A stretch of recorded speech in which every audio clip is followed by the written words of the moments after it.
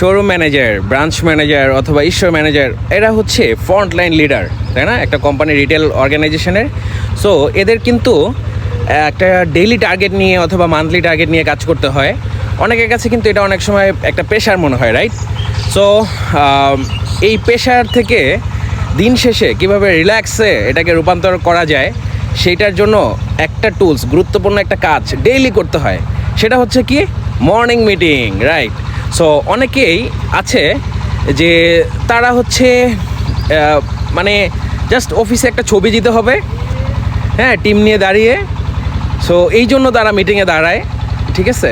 এরা হচ্ছে ধরেন বিলো অ্যাভারেজ টাইপের হচ্ছে শোরুম ম্যানেজার অথবা লিডার, এবং দেখবেন যে তাদের টিমের ভিতরে তাদের গুরুত্বটা খুব কম থাকে।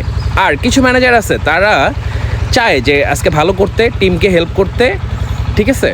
সো তারা গুরুত্বপূর্ণ কথাবার্তা বলে, সেখানে তার কাছে কিছু পয়েন্ট মিস হয়ে যায়। ধরেন মনে করেন সে কথা বলে হচ্ছে শুধুমাত্র ডাটা নিয়ে, ধরেন আজকে টার্গেট আর গতকালকে কত গ্যাপ হয়ে গেছিলো, অথবা মাসের 10 তারিখ পর্যন্ত, আজকে ধরেন 11 তারিখ, 10 তারিখ পর্যন্ত কত টাকা গ্যাপ হয়েছে সেই গ্যাপগুলো নিয়ে কথাবার্তা বলে, ঠিক আছে?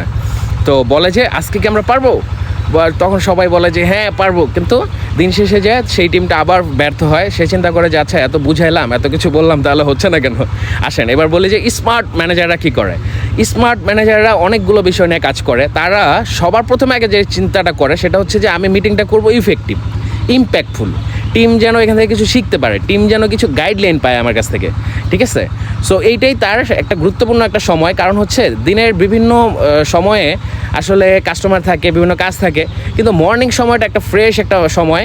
এই সময়টাতে টিমের মাইন্ডসেটটা চেঞ্জ করা, টিমের যদি কোনো নলেজ গ্যাপ থাকে সেই নলেজ গ্যাপটাকে হচ্ছে মেকআপ করা, তারপরে হচ্ছে ডাটা অ্যানালাইসিস করে যদি কোনো ধরনের একটা সিদ্ধান্ত নেওয়া যায় যেটা নিয়ে আজকে টিমের সাপোর্ট হবে, সেই ধরনের সে সিদ্ধান্ত নেয়, নিয়ে রেডি হয়ে তারপর টিমের সাথে দাঁড়ায়, তারপর হচ্ছে টিমের কথাগুলো শুনে, এবং হচ্ছে কালকের যে বেস্ট প্র্যাকটিসগুলো ছিল, কালকে যারা খুব ভালো করছে সেই জিনিসগুলো যে অবজার্ভ করেছিল সেগুলো তাদেরকে থ্যাংক ইউ জানায়, শেয়ার করে। আর যারা হচ্ছে কালকে একটু কাজে কিছু ভুল করেছিল তাদেরকে সে আলাদা করে নিয়ে যেয়ে তাদেরকে এবার সে গাইডলাইন দেয় যে এইভাবে করলে কাজটা ভালো হইতো। দেখলে না, ওই যে ওরা কালকে এইভাবে করছে, ওদের ভালো রেজাল্ট পাইছে, ওদেরকে থ্যাংক ইউ দিলাম, তুমি আজকে এইভাবে করতে পারবা? তখন সে বলবে যে হ্যাঁ, রিয়েলাইজ করবে, তখন সে কাজটা করবে। এটা তখন ইম্প্যাক্টফুল হবে মিটিংটা আসলে, ঠিক আছে? সো আমরা এখন থেকে আর মর্নিং মিটিংটা শুধুমাত্র মিটিংয়ে দাঁড়ানোর জন্য না, আমরা এখন দাঁড়াবো কীভাবে মিটিং করলে টিম বুঝতে পারে এবং হচ্ছে টিমের ইমপ্রুভমেন্ট আসে, এবং যারা কালকে ভালো করছিল তারা যেন আজকে আরও ভালো করার জন্য মোটিভেটেড হয়, ঠিক আছে? এই কাজগুলো করার জন্য আমরা এখন থেকে মর্নিং মিটিং করব।